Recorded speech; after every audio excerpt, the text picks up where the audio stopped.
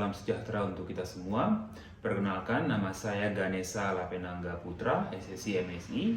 Saya salah satu dosen di program studi matematika Fakultas Sains dan Teknik Universitas Nusa Cendana. Pada kesempatan ini, izinkan saya untuk memaparkan pernyataan diri dosen dalam unjuk kerja Tridharma Perguruan Tinggi atau PDD UKT-PT dalam bidang pengajaran. Saya akan menjelaskan salah satu mata kuliah yang saya ampu, yaitu teori graf. Pemaparan mata kuliah ini menggunakan prinsip DIA, yaitu Delivery, Interaction, dan Assessment. Pada bagian Delivery, saya akan menjelaskan deskripsi mata kuliah, capaian pembelajaran mata kuliah, dan juga materi pembelajaran. Pada bagian Interaction, saya akan menjelaskan model dan metode yang saya gunakan dalam mata kuliah ini. Dan juga saya akan menjelaskan interaksi antara saya sebagai dosen dan juga mahasiswa. Dan pada bagian assessment, saya akan menjelaskan terkait sistem penilaian pada mata kuliah ini yang sudah disepakati di awal pertemuan. Mata kuliah teori graf merupakan mata kuliah dengan bobot 3 SKS dengan kode STMat 45322. Mata kuliah ini merupakan mata kuliah pilihan pada semester 5, di mana mahasiswa perlu mengambil mata kuliah matematika diskrit sebagai syarat untuk mengambil mata kuliah ini. Mata kuliah teori graf merupakan salah satu mata kuliah pada bidang matematika kombinatorika. Nah, tujuan dari mata kuliah ini salah satunya adalah untuk mengenalkan mahasiswa kepada aplikasi-aplikasi pada bidang graf, yakni pada pelabelan graf, pewarnaan graf, dan juga bilangan Ramsey dan aplikasi yang lain. Nah, pada mata kuliah ini terdapat 7 CPL yang dituangkan dalam 5 CPMK.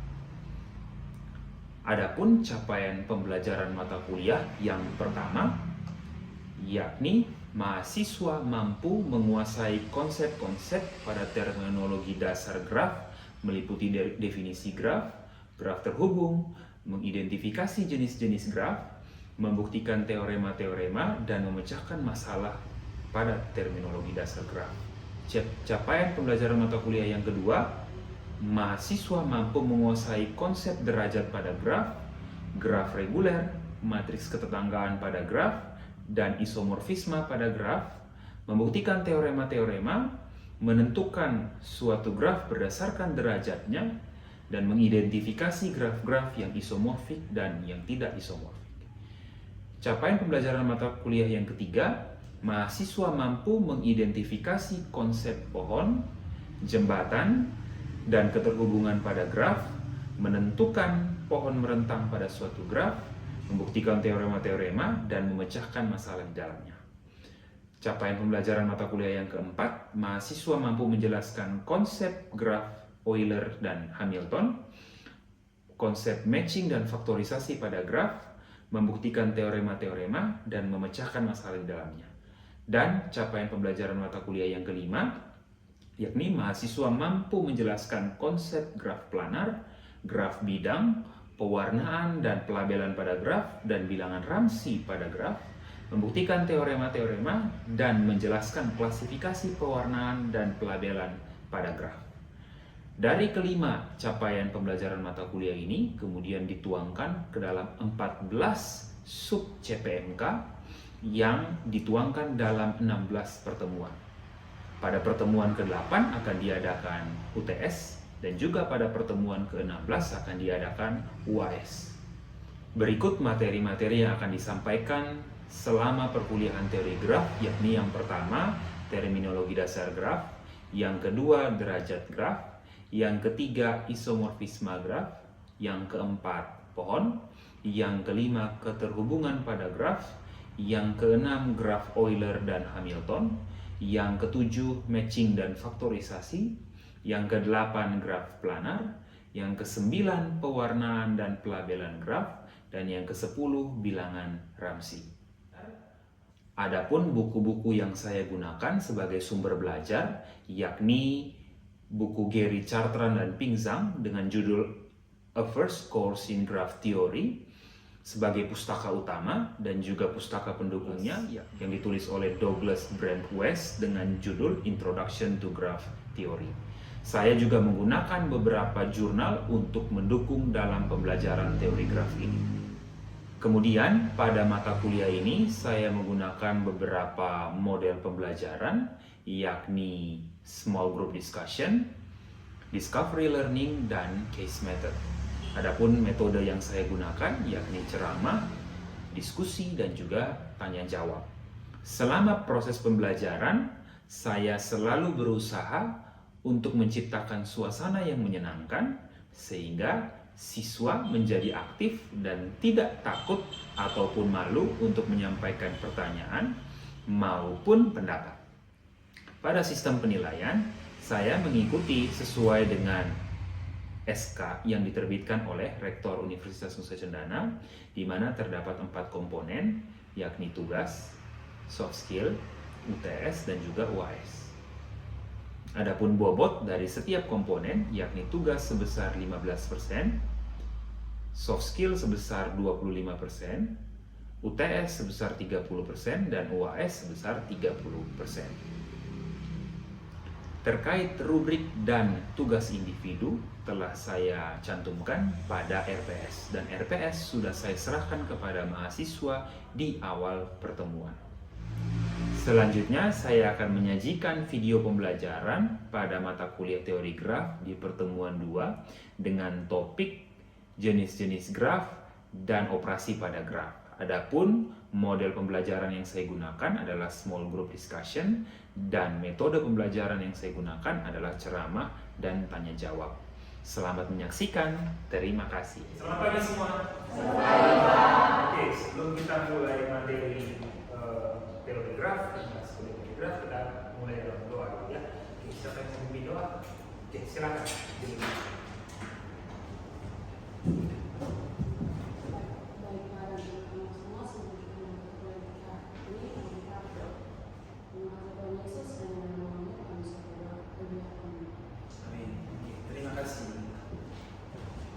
Oke, sebelum kita mulai materi, saya absen dulu ya. Romanus, oke, Yovita, Mustaqim, Cindy, Maria Nova, oke, Industri, oke, hadir semua ya. Oke, hari ini kita akan bahas materi pada pertemuan yang kedua, itu terkait jenis-jenis dan operasi pada graf. Ya, tapi kita review dulu ya materi sebelumnya. Sebelumnya kita bahas tentang apa yang masih ingat? Oke, graf, order, terus kemudian ketanggaan bergraf, habis itu ukuran, apa lagi? Graf terhubung, ada yang masih ingat? Ya, kita bahas. Oke, graf apa? Ada yang ingat? Apa yang kita definisi graf? Graf merupakan pasangan telur dari D, yaitu V dan E, di mana V merupakan himpunan tak kosong dan E merupakan himpunan sisi, di mana sisinya itu dibentuk oleh dua titik yang berbeda. Oke, terima kasih Wan. Terus order, ada yang masih ingat apa itu order? Oke, banyaknya titik ya, order banyaknya titik. Kalau ukuran? Banyaknya sisi ya. Oke, kalau graf terhubung, ada yang masih ingat apa itu graf terhubung? Oke, Nova silakan. Setiap dua titik yang berbeda memiliki lintasan yang Oke, ya kalau tidak terhubung, ya silakan Yusri. terdapat dua titik pada graf yang tidak terhubung. Oke, jadi kalau graf tidak terhubung berarti punya lebih dari satu komponen ya, dua komponen atau lebih. Terkait jenis-jenis graf. Nah, di sini yang dibahas adalah jenis-jenis graf yang biasanya digunakan. Jadi yang pertama kita masuk ke definisi graf lintasan. Jadi graf lintasan di sini notasinya pakai P itu P, ya. PN, jadi N itu menandakan banyak titik. Itu adalah apa? Suatu graf yang titik-titiknya kita bisa label atau label ulang dengan nama V1, V2 sampai Vn, sehingga apa? Himpunan, sehingga sisi-sisinya menjadi V1, V2, V2, V3, V3, V4, dan seterusnya sampai Vn-1, Vn. Nah, tapi kalau N-nya sama dengan 1, maka maka graf P1 ini hanya jadi graf dengan satu titik. Ya, sebagai contoh di sini diberikan graf P5. Berarti kalau P5 titiknya ada sebanyak 5 ya. Kalau kalian lihat P1, P2, P3, P4, P5, terus kemudian sisinya adalah P1, P2, P3 sampai P4, P5. Yang berikut terkait definisi graf siklus. Nah, graf siklus itu dinotasikan dengan Cn, ya, C untuk cycle. Ya, n-nya di situ menandakan banyaknya titik juga, n-nya besar sama dengan 3. Itu adalah apa? Graf yang himpunan titiknya dapat dilabel ulang, definisinya serupa ya. Kalau kalian lihat serupa dengan definisi graf lintasan ya, titiknya dilabel dengan P1, P2 sampai Pn, sehingga sisi-sisinya ya. Nah, di sini yang ada letak perbedaannya P1, P2, P2, P3, P3, P4 sama sampai Vn-1 Vn, tapi ditambah lagi satu sisi Vn. Nah, kemudian yang berikut setelah graf siklus ada definisi graf lengkap. Jadi harus graf lengkap di sini dinotasikan dengan K itu komplit ya, n-nya besar sama dengan 1. Ini merupakan suatu graf yang aturannya adalah setiap dua titik yang berbeda itu bertambah. Ya. Nah, yang berikut ada graf komplement. Ya, di situ graf komplement.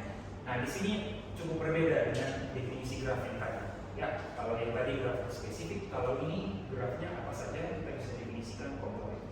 Nah, di sini dikasih apa tuh? Misalkan kita punya graf G. Nah, komplement dari graf G itu didenominasikan dengan G terus ada garis di atas, ya. Biasanya dinamakan dibacanya G bar, ya. G komplement itu apa tuh? Graf dengan himpunan titiknya itu sama dengan himpunan titik di graf G. Yang berbeda adalah letaknya pada di sisi. Ya, bedanya apa? Nah ini. Ya, jadi kebalikan. Jadi apa? Kebalikannya kenapa di sini dikasih tahu ya? Jadi kalau Anda punya dua titik berbeda di graf G atau G komplement, dua titik itu kalau bertetangga di G komplement, maka dia tidak bertetangga di G. Begitu juga sebaliknya. Kalau dia bertetangga di G, maka dia tidak bertetangga di G komplement. Nah, sekarang kita masuk. Nah, ada beberapa pertanyaan yang kita bisa lihat dari definisi yang kita baca. Yang pertama ya, kalau Anda tidak tanya saya yang balik. Ya, yang pertama ini. Oke, ada graf C5 dan P5. Nah, pertanyaannya apakah graf ini merupakan graf bipartit? Kita lihat dari P5 dulu ya. P5 apakah graf bipartit? P5 graf bipartit. Oke, kalau graf bipartit berarti kita bisa gambar dari apa? Dua partisi. Ya, oke. Nova silakan. Berarti menggambar apa? Graf P5 menjadi apa? Graf bipartit. Oke, sambil Nova menggambar kita lihat yang berikutnya. Kalau graf C5, apakah C5 graf bipartit? Oke, graf C5 apa? Bukan graf bipartit.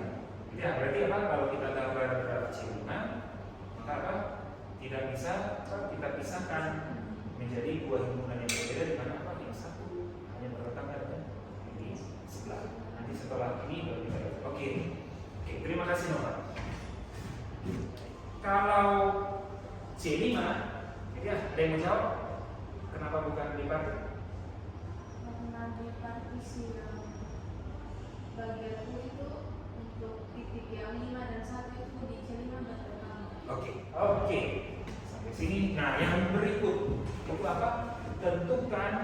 Nah, ini graf komplement dari graf produk W4 dan juga graf lintasan P4. Ada yang mau maju graf produk W4, graf lintasan W4?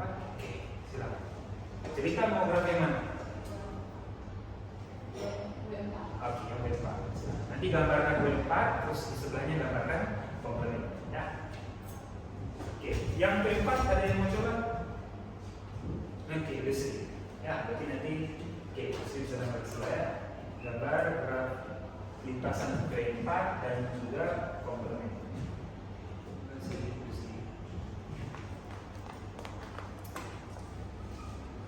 Oke. Terima kasih. Nah, sekarang kalau kita lihat di pembahasan materi ini ada juga salah satu teorema ya. Teoremanya terkait ya grafnya dengan komplementnya. Tapi yang disinggung dengan materi sebelumnya apa? Terkait keterkaitan. Bunyi teoremnya gini, jika kita punya graf G, ya kalau graf G-nya tidak terhubung, maka apa? Komplemennya jadi suatu graf yang terhubung. Ada yang mau coba jawab? Oke, silakan.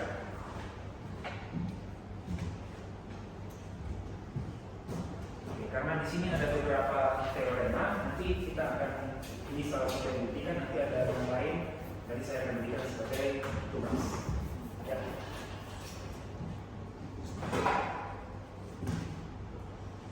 Teman-teman dan Pak, untuk membuktikan teorema 9 yaitu serta J suatu graf dan grafnya tidak terhubung, maka komplemennya itu suatu graf yang terhubung. Misalkan kita ambil sebuah titik katakanlah U dan V di komplemen, menurut definisi dari graf komplemen maka jumlah titiknya itu sama. Maka ini di komplemen titik di G komplemen itu sama dengan di graf G. Oke, ya, terima kasih. Nah, oke, jadi betul ya kalau kita perhatikan di situ karena G-nya graf tidak terhubung, jadi kasusnya dibagi berdasarkan kondisi dari graf G. Sampai sini terkait penjelasan Hakim sudah cukup jelas? Jelas, Pak. Oke, ada yang mau silakan. Cerita. Sebaliknya, maksudnya di sini kalau misalnya G-nya itu suatu graf terhubung, apakah G komplemennya itu tidak terhubung? Oke, terima kasih banyak ceritanya. Sekarang kita cek kalau kasus sebaliknya itu berlaku atau tidak. Ya, nah jawabannya apa? Jawabannya belum tentu. Kenapa? Ada graf yang memenuhi, ada juga yang tidak. Ya, saya berikan contoh dua graf di mana grafnya awalnya terhubung dan komplemennya jadi tidak terhubung, tapi ada juga yang grafnya terhubung dan komplemennya juga terhubung. Ya, jadi kasus yang sebaliknya itu tidak selalu berlaku untuk semua graf. Ya, maka teoremanya hanya berlaku untuk sebaliknya. Oke, kita kasih tepuk tangan dulu ya untuk jawabannya. Oke, yang berikut setelah kita bahas terkait jenis-jenis graf, kita masuk ke operasi antara dua graf. Nah, di sini operasi antara dua graf, ya yang dibahas ada 3, yaitu apa? Operasi hasil kali kartesius, terus kemudian operasi penjumlahan dan juga operasi corona. Bukan virus corona ya, nah, ini operasi corona ya, kebetulan sama. Corona di sini yang dimaksud adalah bentuknya seperti mahkota.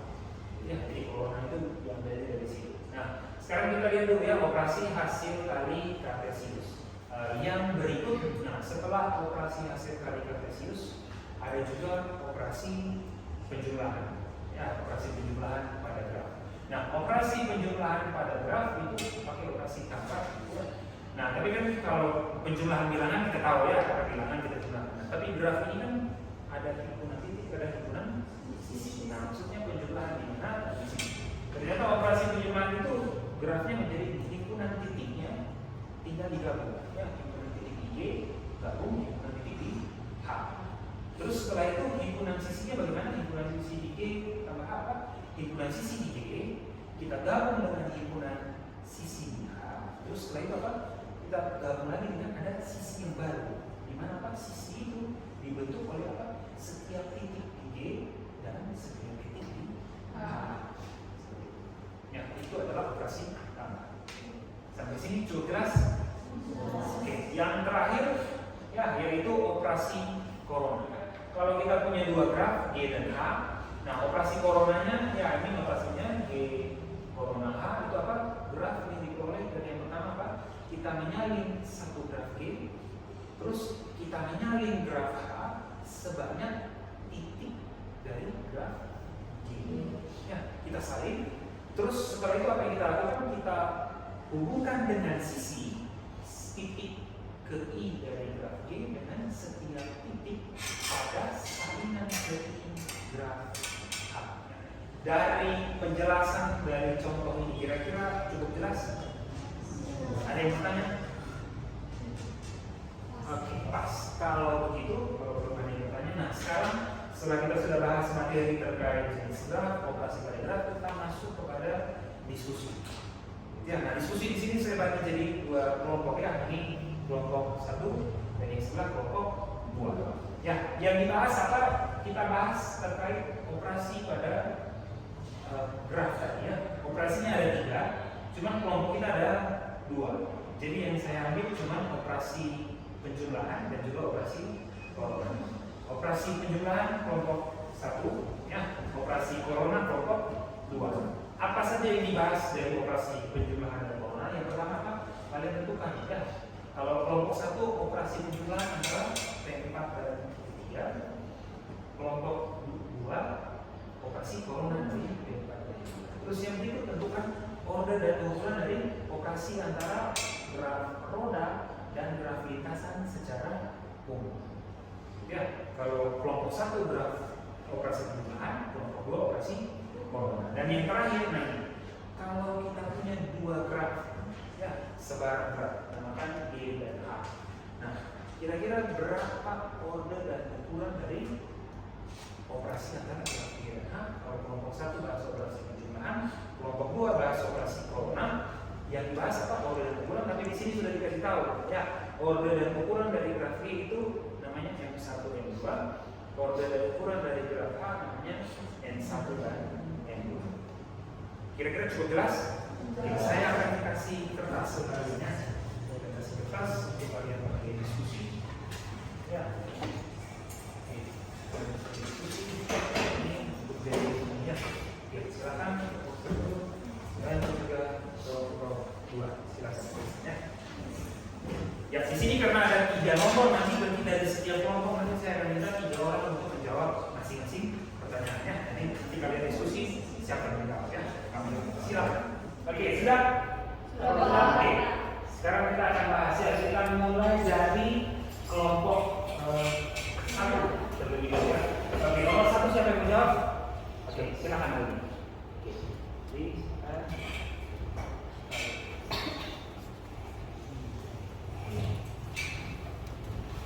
Oke, baik, terima kasih atas waktu dan kesempatan yang diberikan. Di sini saya akan menjelaskan hasil diskusi kami dari soal itu tentukan hasil operasi antara graf lintasan P4 dan P3. ini tadi operasi penjumlahan, itu penjumlahan P4 plus P3. Oke, berarti betul ya? Oke, kita kasih tepuk tangan. Yang berikut nomor 2 silakan. Oh, nomor. Dari nomor. Selanjutnya untuk nomor 2, order dan ukuran dari operasi antara graf roda WF dan graf lintasan P. Nah, untuk ordernya M tambah 1 dikali N.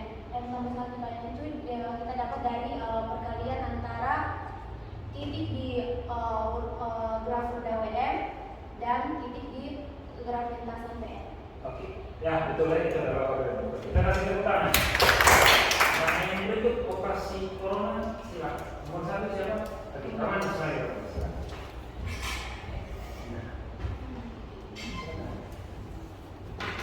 Baik, terima kasih.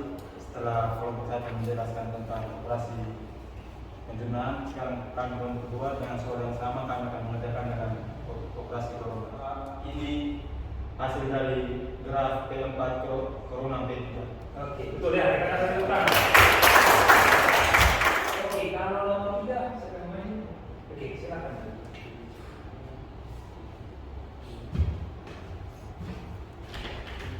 Jadi nomor 3 ini kita akan mencari order dan ukuran dari G corona H dengan G itu order dan ukurannya secara berturut-turut M1 dan M2, lalu H itu M1 dan M2. Lalu dijumlahkan lagi dengan M1 dikali M1, di mana M1 kali M1 ini adalah banyaknya sisi yang baru yang merupakan hasil dari G corona H. Oke, sekian. Betul ya, kita kasih tepuk tangan. Oke, jadi ini sekiannya dari pembahasan terkait operasi penjumlahan dan juga operasi corona pada beberapa kelas graf. Yang berikut biasa sebelum oleh-oleh ada dulu kuis, ya. Nanti habis kuis ada oleh-oleh. Nah, maksudnya oleh-olehnya itu tugas. Tapi sebelum itu ya kita kuis dulu sebentar terkait materi yang kita bahas. Ini kertas ada di sini. Nanti jangan lupa tulis nama dan ini terus sama jawabannya. Ya. Soalnya hanya 2, cuman beranak. Ya. Dan 2 lagi. Nah, jadi setiap nomor ada 3. Ya, silakan. Nah, semuanya sudah dapat? Oke, silakan kerjakan ya. Saya kasih waktu 20 menit ya, cukup? Cukup Pak. Oke, silakan. Oke, sudah? Kalau sudah? Sudah semua lawan sudah? Sudah Pak. Oke. Yang lain sudah? Oke. Ya, kalau sudah mari kumpulkan dulu ya soal diskusinya, soal kuisnya. Oke, silakan kumpulkan. Oke, terima kasih. Oke, selain kuis ada oleh-oleh yang dibawa ke rumah itu tugas. Nanti yang pertama itu yang kalian kerjakan soal nomor 1.21, 1.22 dan 1.25. Ini soal pada subbab 1.3 ya terkait jenis graf dan operasi pada graf. Terus yang kedua ini ada salah lain. Tadi salah satu sudah kita bahas. Salah lain teoremanya adalah ini ya, salah satunya ini terkait graf di pagi. Nah, oke, setelah kita selesai, ada yang bisa menyimpulkan materi yang kita pelajari hari ini? Ada? Silakan Livia. Jadi yang belajar yang bisa pelajari sebelumnya bahwa kita sudah tahu kalau graf itu himpunan tidak kosong dari simpul-simpul dan sisi. Nah, tidak hanya definisi saja, namun di graf ini ada beberapa kelas yang sudah kita pelajari. Misalkan ada graf lintasan, graf siklus, graf lengkap, graf roda, graf kosong, graf komplement, graf bipartit, dan ada pula graf bipartit lengkap. Kemudian ada peruntukan graf dan yang terakhir yang kita pelajari itu operasi kontrol pada graf. Oke, terima kasih banyak. Ya, jadi itu apa yang kita sudah pelajari hari ini. Nah, minggu depan ya sebelum kita masuk minggu depan saya akan kasih tahu materi minggu depan kita sudah masuk kepada 2 yaitu terkait derajat pada graf. Jadi kita akan bahas derajat pada graf. Nanti di derajat pada graf ada kaitannya juga tentang apa matriks. Ya, jadi nanti graf yang kita punya ternyata bisa kita bentuk menjadi suatu matriks yang dikenal dengan namanya matriks ketambahan. Oke, kalau gitu sekian materi kita hari ini. Oke, sebelum kita menutup kuliah, ada yang berkenan untuk membimbing doa penutup? Oke, silakan.